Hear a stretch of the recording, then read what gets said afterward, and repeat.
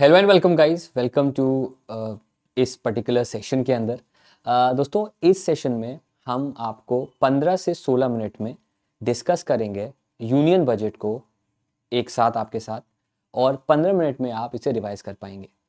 ये वीडियो आपको तब काम आएगा जब आपके पास समय कम होगा और आपको सारा बजट पढ़ना होगा, तब आपको मेरी भी याद आएगी और इस वीडियो की भी आपको दोस्तों याद आएगी।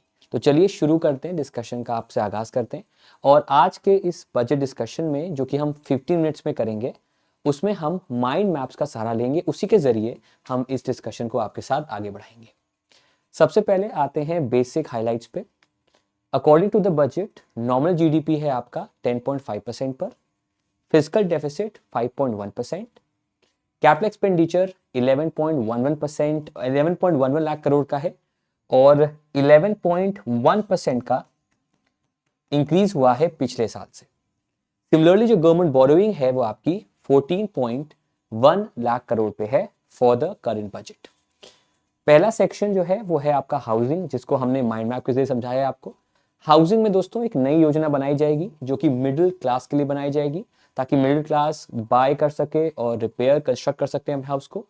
आवास योजना ग्रामीण का जो एक टारगेट है उसे बढ़ाया गया है, 2 करोड़ और घर आपके बनाए जाएंगे।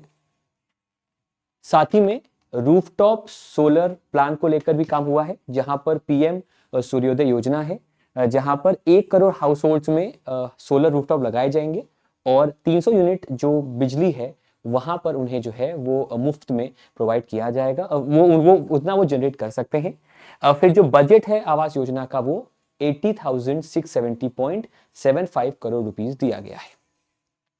फिर हेल्थ सेक्टर पे आते हैं। हेल्थ सेक्टर में सर्विकल कैंसर को लेकर अपडेट आया है, जहां पर vaccination for girls in age group 9 to 14 किया जाएगा, उन्हें फ्री में वैक्सीन लगाई जाएगी। आंगनवाड़ी सेंटर्स को अपग्रेड किया जाएगा, और जो सक्षम आंगनवाड़ी है और जो पोषण 2.0 है उनमें आंगनवाड़ी सेंटर्स सारे जो है उन्हें अपडेट किया जाएगा। फिर मेडिकल कॉलेजेस को हम बढ़ाएंगे, और साथ ही साथ जो हेल्थ केयर कवर है 5 लाख रुपए का अंडर पीएम आयुष्मान योजना, उसके अंदर अब आपके आशा वर्कर्स, आंगनवाड़ी वर्कर्स और हेल्पर्स को भी ऐड किया जाएगा। अब फिर एग्रीकल्चर की बात करें तो एक फर्टिलाइजर है जो कि ऑर्गेनिक है, जिसका नाम है नैनो डायमोनियम फॉस्फेट। उसे हर तरह के एग्रो क्लाइमेट जोन में अप्लाई किया जाएगा। फिर आएगा मेडिकल कॉलेज, और जैसा हम ऑलरेडी बात कर चुके हैं, इन मेडिकल कॉलेजेस को हम एक्सटेंड करेंगे, जहां पर पढ़ाई भी कराई जाएगी, जहां पर एग्रीकल्चर पर भी फोकस किया जाएगा। फिर ऑयल सीड्स को लेकर इंडिया खुद से आत्मनिर्भर बनना चाहता है। फोकस रहेगा आपका मस्टर्ड, ग्राउंडनट, सीसम, सेसमी, सोयाबीन और सनफ्लावर पे। एक अलग से प्रोग्राम बनाया जाएगा डेयरी फार्मर्स के इनकम को बढ़ाने के लिए। साथ ही साथ 5 इंटीग्रेटेड एक्वा पार्क इंडिया में सेटअप किए जाएंगे। प्रधानमंत्री मत्स्य संपदा योजना के अंदर एक्वाकल्चर जो प्रोडक्टिविटी है उसको 3 से लेकर बढ़ाकर 5 करोड़ पर हेक्टेयर प्रोडक्टिविटी बढ़ाई जाएगी, और जो डबल एक्सपोर्ट करने का टारगेट है 1 लाख करोड़ का, उसे किया जाएगा, जिसके अंदर 55 लाख का एम्प्लॉयमेंट भी आने वाले फ्यूचर में इस योजना के अंदर रखा जाएगा। फिर दोस्तों आते हैं विमेन पर। नारी नाम दिया गया है बजट में, नाम से परिभाषित किया गया है। लखपति दीदी में जो टोटल बेनिफिशियरीज हैं वो होगा 3 करोड़ लखपति विमेन को बनाने की प्लानिंग है। इस समय 84 लाख एसएचजीज काम कर रहे हैं, विमेन एसएचजीज, जिसमें 9 करोड़ विमेन वहां पर अपना व्यवसाय कर रही हैं।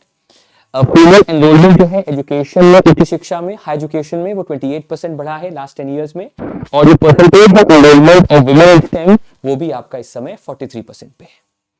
फिर 2 सेगमेंट्स हैं, एक है आपका यूथ की बात करें तो एक अलग से कॉर्पोरेट बनाया गया है 1 लाख करोड़ रुपीस का, जिससे कि 50 ईयर की इंटरेस्ट फ्री लोन्स दिए जाएंगे ताकि यूथ सेंट्रिक स्कीम्स को लॉन्च किया जाए। डीप टेक टेक्नोलॉजी पे काम किया गया है, जहां पर नई स्किल बनेगी, जिससे डीप टेक टेक्नोलॉजी को डिफरेंट पर्पसेस के लिए हम यूज करेंगे, जहां पर यूथ को एजुकेट किया जाएगा। फिर है एफडीआई इनफ्लो, जो कि 2014 से 2023 के बीच इंक्रीज किया है, और ये अमाउंट आपका जो है वो है $596 बिलियन का। साथ ही में एफडीआई का नाम दिया गया है फर्स्ट डेवलप इंडिया इस बार बजट में, और कहा गया है कि सस्टेन हमें फॉरेन इन्वेस्टमेंट जो है आगे चलकर सस्टेन लेवल पर हमें जो है वो करना है। फिर इंफ्रास्ट्रक्चर डेवलपमेंट की बात करें तो एक्सपेंडिचर ऑलरेडी बता चुका हूं मैं आपको, दैट इज 11.11 लाख करोड़ के आसपास। जो कि 3.4% जीडीपी का इतना है और 11.1% इंक्रीज हुआ पिछले साल से। 3 एरियाज में इकोनॉमिक कॉरिडोर बनाए जाएंगे रेलवे सेक्टर में। पहला है energy, mineral and cement corridors, second है पोर्ट कनेक्टिविटी कॉरिडोर्स और थर्ड है आपका हाई ट्रैफिक डेंसिटी कॉरिडोर्स। फिर दोस्तों पीएम गति शक्ति की बात करेंगे। इकोनॉमिक कॉरिडोर्स यहाँ पर बनाए जा रहे हैं और ये प्रोजेक्ट बनाए जा रहे हैं, इसी के अंडर बनाए जा रहे हैं, ठीक है। फिर मेट्रो और नमो भारत जो है उन ट्रेन्स को एक्सपैंड किया जाएगा। नमो भारत को सपोर्ट किया जाएगा लार्ज सिटीज में और उसके लिए योजना बनाई गई है ताकि बड़े लेवल पे बड़े शहरों में हम नमो भारत को मेट्रोस को लॉन्च करें। फिर एनवायरमेंट एंड ग्रीन एनर्जी है। तो अगर हम बात करें एनवायरमेंट का तो एक वायबिलिटी गैप फंडिंग है, एक वायबिलिटी गैप फंडिंग योजना है जिसमें जो गैप आता है फंडिंग का सीमेंट सेक्टर में, गैप आता है फंडिंग का विंड एनर्जी सेक्टर में, उस गैप को फिल किया जाएगा बाय दिस फंडिंग और 1 गीगावाट कैपेसिटी जनरेट की जाएगी विंड एनर्जी की। फिर कोल गैसिफिकेशन एंड लिक्विफैक्शन है। इंडिया में 100 मेट्रिक टन कैपेसिटी जनरेट की जाएगी फ्रॉम दीज प्लांट्स और इसका टारगेट है बाय 2030। फिर बात करें ग्रीन एनर्जी की तो जो कंप्रेस्ड बायोगैस है उसे ब्लेंड किया जाएगा। इनिशियली जो नया साल है इसमें ब्लेंडिंग होगी वॉलंटरी, लेकिन 2026 आते आते जो ब्लेंडिंग होगी उसे कहा जाएगा मैंडेटरी। हर किसी में ब्लेंडिंग करना पड़ेगा इथेनॉल को, उसका यहाँ पर एक अनाउंसमेंट हुआ है। फिर न्यू स्कीम आएगी बायो मैन्युफैक्चरिंग की, बायो फाउंड्री की और ई बसेस को भी हम पब्लिक ट्रांसपोर्ट में धीरे धीरे ऐड करना स्टार्ट कर देंगे। फिर 2 सेगमेंट आते हैं, टूरिज्म और पॉपुलेशन ग्रोथ। और टूरिज्म में आइकॉनिक टूरिस्ट सेंटर्स जो हैं उनको डेवलप किया जाएगा, आइकॉनिक टूरिस्ट सेंटर्स को ओवरऑल डेवलप किया जाएगा। डोमेस्टिक टूरिज्म की बात करें तो पोर्ट कनेक्टिविटी, टूरिज्म इंफ्रास्ट्रक्चर और एमिनिटीज को खास तौर पे आइलैंड्स पे प्रमोट किया जाएगा और इस स्कीम में लक्षद्वीप को भी ऐड किया गया है। जबकि पॉपुलेशन ग्रोथ की बात करें तो एक हाई पावर्ड कमेटी बनेगी जो डिस्कस करेगी कि कैसे इस ग्रोथ को हम रोक सकते हैं, कम कर सकते हैं। इसके अलावा स्टेट रिफॉर्म्स के लिए 75,000 करोड़ रुपए का एक 50 साल का इंटरेस्ट फ्री लोन अलॉट हुआ है। इतना अमाउंट अलॉट किया गया है ताकि स्टेट जो उनका कैपिटल एक्सपेंडिचर है उसे वो मैनेज कर सके। उसके लिए उन्होंने ये एक 75,000 करोड़ रुपीस का जो अमाउंट है उसे सैंक्शन किया है। फिर रिवाइज एस्टिमेट्स की बात करें तो 27.56 लाख करोड़ का टोटल रिसीट है, जिसमें से 23.24 लाख करोड़ का अमाउंट आपका जो है वो टैक्स रिसीट पे है। रेवेन्यू रिसीट इस समय 30.03 लाख करोड़ है जो कि रिवाइज्ड है, मतलब पिछले साल से इस साल कितना हमने एक्चुअल में किया वो है डेटा। टोटल खर्चा जो आया एक्चुअल वो आया है 44.90 लाख करोड़ का और जो रिवाइज एस्टिमेट है फिस्कल डेफिसिट का, जो पिछले साल का डेफिसिट हमने अचीव किया जो कि 5.9% था वो 5.8% है और इस साल का 5.1%।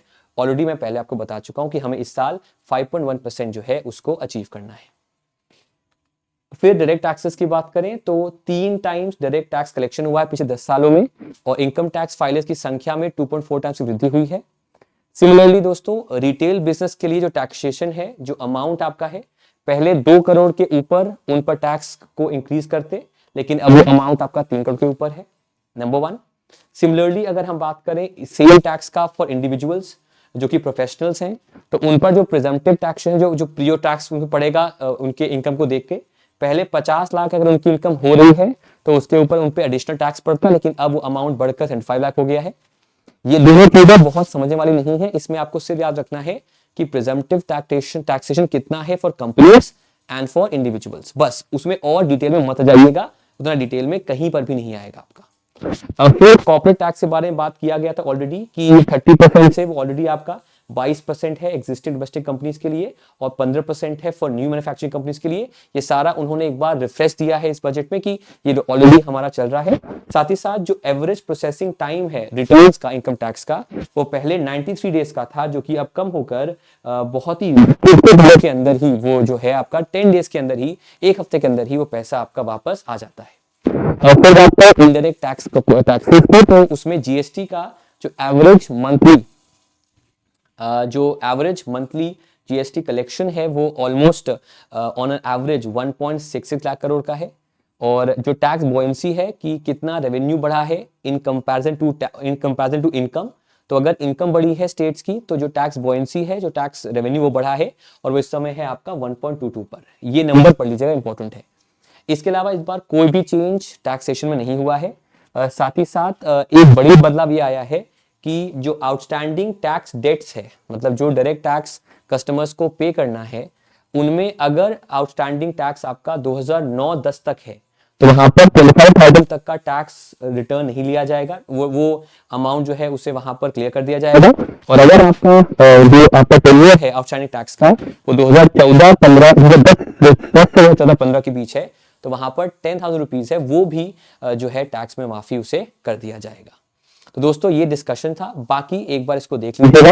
ये मैंने वहीं से लिया है, उसी पीडीएफ से, जहां पर अलग एलोकेशंस है लाख करोड़ में अलग अलग मिनिस्ट्रीज के, और इसका डेटा भी एक बार देख लीजिएगा। सिमिलरली जो अलग बड़ी बड़ी स्कीम्स हैं, चाहे वो मनरेगा हो, आयुष्मान भारत हो, पीएलआई स्कीम हो, आपकी सेमीकंडक्टर्स को लेकर स्कीम हो, सोलर पावर ग्रिड स्कीम हो, या फिर नेशनल डिजिटल मिशन स्कीम हो, उसका डेटा भी आपको यहाँ पर दिया हुआ है कि वैसे भी हम डिटेल डिस्कशन में ऑलरेडी कर चुके हैं। तो इसी के साथ दोस्तों आगे बढ़ने से पहले, जैसा मैंने पहले कहा आपसे, मेरा एक नया बैच आ रहा है। बैच का नाम है बैंकर बाबू 2.0। क्या नाम है उसका? BB 2.0। वो 5 फेब से आ रहा है। उसके लिए आपको यूज करना है कोड KP30। इस कोड को यूज करके आप डिस्काउंट पाएंगे 30% का। सिमिलरली आपको अगर हमारे सारे बैचेस लेने हैं, अंकुश सर के, निमिषा मैम के, आशीष सर के या मेरे, तो वहां पर आपको यूज करना है कोड KP10। वहां पर आपको पूरे यस ऑफिसर का सब्सक्रिप्शन भी जो है वो मिल जाएगा। उम्मीद कर रहे हैं आप लोग मेरे बैंकर बाबू बैच में आएंगे, बिकॉज ये बैच मैंने बहुत मन से, तन से और बहुत ज्यादा सोच से बनाया है। इस बैच को अगर आप ले लेंगे तो आपका सारा बैंकिंग बेसिस कवर हो जाएगा। और SBI क्लर्क मेंस के लिए ऑलरेडी हम एकलव्य को एक्सटेंड कर चुके हैं, जो कि आपका कल से फिर से कंटिन्यू होगा, तो वो बैच भी जरूर से आप लोग अवेल कर लीजिएगा। तो इसी के साथ दोस्तों आपसे विदा लेते हैं। आप सबका आने के लिए शुक्रिया। जैसे मैंने आपसे कहा 50 मिनट्स के अंदर ही हमने डिस्कस कर लिया बजट को, और जब कभी आपको बजट आइंदा से कभी आपको जब याद करना होगा तो यही वीडियो देखिएगा। 15 मिनट के अंदर आपको जो बजट है याद हो जाएगा। उम्मीद करता हूं कि आपको हमारी मेहनत पसंद आ रही होगी, हमारी कोशिश। और एक बार कमेंट कर दीजिएगा सर लव यू 3000, तो मैं समझ जाऊंगा एक कि आपने वीडियो पूरा देखा है, और दूसरा कि आपको वीडियो फ्रूटफुल और पसंद आया है। इसी के साथ आपसे विदा लेते हैं। Thank you so much everyone, take care and bye bye guys. Thank you so much.